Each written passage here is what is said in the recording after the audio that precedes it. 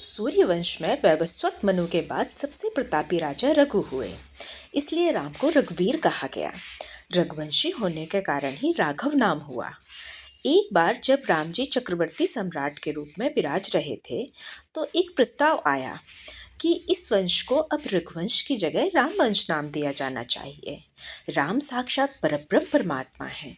जब इस वंश में स्वयं भगवान प्रकट हो गए हैं, तो फिर सब अभी भी एक राजा का नाम क्यों ढो रहे हैं? रघुवंशी रघुवंशी रघुकुल। अब आज से राम जी का कुल माना जाएगा, रघुकुल नहीं। यह प्रस्ताव किसी मंत्री के द्वारा रखा गया और सहर्ष प्रस्ताव पारित हो गया। सभा में उपस्थित कोई भी व्यक्ति विरोध में नहीं गया, किंतु एक तपोधन ब्राह्मण पूरी तरह उदासीन भाव में बैठे रहे। उन्होंने न पक्ष में अपना मत दिया, न ही विपक्ष में राय रखी। तब राम जी ने देखा कि ये बिल्कुल शांत बैठे हुए हैं। प्रभु तो लीलाधर हैं, वो सब जानते हैं। तब उन्होंने पूछा, हे तपोधन ब्राह्मण, क्या आप इस प्रस्ताव से सहमत नहीं हैं? आप तनिक भी संकोच ना करें, आप कृपया अपने मन की बात कहें। तब ब्राह्मण बोले कि जब सब सहमत हैं तो हम क्यों विरोध करें? हालांकि हम विरोध में नहीं हैं, किंतु समर्थन में भी नहीं हैं। तो राम जी बोले, क्यों? बोले, क्योंकि हमने राजर्षि दिलीप का काल देखा है। रघु का संपूर्ण जीवन चरित्र मेरी आंखों के सामने व्यतीत हुआ है। माना आप साक्षात परब्रह्म परमात्मा हैं, इसमें किंचित भी संदेह नहीं, किंतु रघु जी के चरित्र की समता आप भी नहीं कर सकते हैं प्रभु। तब राम जी बोले, अच्छा, ऐसा कैसा रघु जी का चरित्र था? कुछ तो उनकी महिमा रही होगी।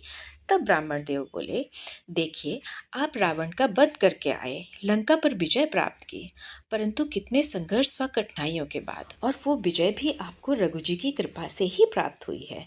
तब राम जी बोले, अच्छा, वो कैसे? तब ब्राह्मण देव बोलते हैं, तो सुनिए। जब रघु जी अयोध्यापति थे, तब रावण एक दिन रघु से युद्ध की चेष्टा से आया। तब रघु सरयू जी में खड़े होकर मध्याह्न संध्या कर रहे थे। तब रावण सरयू के किनारे खड़ा होकर प्रतीक्षा करने लगा कि बाहर आएंगे, तब रघु को मल्ल युद्ध के लिए ललकारेंगे।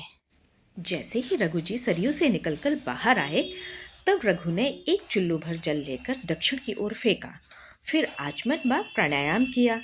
तब रावण बरबस पूछ ही बैठा कि संध्या उपासना उपरांत हमने ऐसी कोई भी विधि ना तो सुनी है ना पढ़ी है, परंतु महाराज, आप तो विद्वान हैं, आपने यह क्या किया?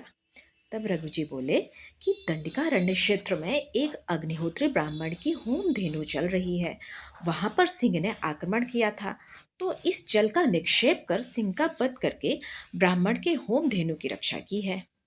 क्योंकि ब्राह्मण के धर्म की रक्षा होगी तो प्रजा व राजा दोनों का धर्म सुरक्षित रहेगा। रावण इतना सर्वशक्तिमान होते हुए भी आश्चर्य से भर गया और क्रॉस चेक करने के लिए उस जगह जा पहुंचा और देखता है कि ब्राह्मण के नेत्रों से अश्रुधारा बहे जा रही है और वह मंत्र पढ़ते हुए राजा को धन्यवाद किए जा रहे हैं। तब वह मान गया कि है तो बड़े विलक्षण राजा रघु, और वापस पहुंच जाता है रघु के पास और कहता है, हे राजन, हमने सुना है कि आप ब्राह्मण और गौ माता के बहुत बड़े उपासक हैं, आप उनके लिए अपने प्राण भी दान कर सकते हैं। तब राजा बोले कि ठीक सुना है तुमने। तब रावण कहता है, हे राजन, तो मैं ब्राह्मण होने के नाते आपसे युद्ध की भिक्षा मांगता हूँ।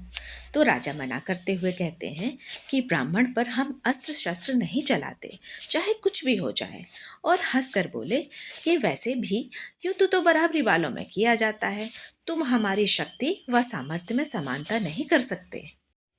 फिर क्या था, ये तो रावण का अहम चोटल हो गया। कहने लगा, मैं त्रिलोक विजयी हूँ, मैंने इंद्र के छक्के छुड़ा दिए, मैं ये हूँ, मैं वो हूँ, मैं ऐसा हूँ, मैं वैसा हूँ।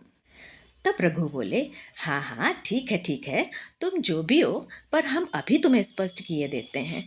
और उन्होंने सरयू माता से वही की बालू लेकर चबूतरा बनाया और लंका का नक्शा बना दिया और हर एक छोटी बड़ी जगह इंगित कर दी। रावण तब आश्चर्य से पूछता कि आपको कैसे पता सब? तब हंसते हुए रघु जी ने नक्शे का एक हिस्सा समान कर दिया और बोले, जाओ देख कर आओ। तब रावण जाकर देखता है कि रघु ने जितने हिस्से पर हाथ फिराया था वह पूरा नष्ट हो चुका है। यह देखकर वह चिंता व जिद में आ जाता है कि इतने प्रतापी राजा को तो समाप्त कर देना चाहिए, अन्यथा ये हमारा समूल नाश कर देगा।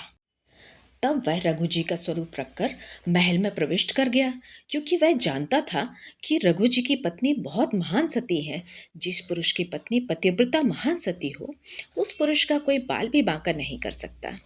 रानी का सतीत्व भंग हो जाएगा तो राजा का अनिष्ट होना तय है, ऐसी कुचेष्टा लेकर प्रवेश हुआ। किंतु रानी तुरंत जान गई कि यह रघु जी नहीं है, और वो महासती तत्काल अंतर्ध्यान हो गई। संध्या काल रघु ने आकर सारा वृतांत जाना। तब रघु ने तुरंत तरकश से बाण निकाला।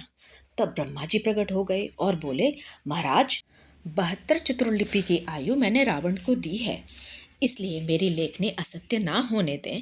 तब रघु बोले, मैंने यह अमोघ बाण निकाल लिया है, अब तरकश में जाना असंभव है। ब्रह्मा जी बोले, उसकी मर्यादा हम बचा लेंगे, ये बाण हमको दे दो, उसी बाण से ही रावण का वध होगा। फिर नारद जी से रावण को पता चला कि मेरी मृत्यु के लिए रघु ने जो बाण निकाल लिया था वो अब ब्रह्मा जी के पास है। तब ब्रह्मा जी की तपस्या कर रावण ने वह बाण हासिल कर लिया और महल में ले जाकर अपनी पलंग की पाटी के नीचे दबा दिया गया। तभी तो कहावत है कि रावण ने काल को अपनी पाटी से बांध रखा था। इस बात को स्वयं रावण एवं मंदोदरी के अतिरिक्त कोई भी नहीं जानता था। और फिर राम रावण के युद्ध के समय हनुमान जी ने अपनी चतुराई और कौशल के द्वारा मंदोदरी से वह जगह खोज निकाली और फिर वह बाण ले आए, और फिर उसी बाण से राम के द्वारा रावण का वध हुआ। तो इसीलिए राम की उस विजय का श्रेय रघु जी को जाता है। तो वो तपोधनी ब्राह्मण राम से बोला कि हे महाराज, ऐसे प्रतापी राजा का वंश रघुवंश ही होना चाहिए, रघुवीर ही होना चाहिए, और आपको राघव ही होना चाहिए। तब राम ने ब्राह्मण की बात शिरोधार्य करते हुए कहा, यह सदैव रघुवंश ही कहलाएगा।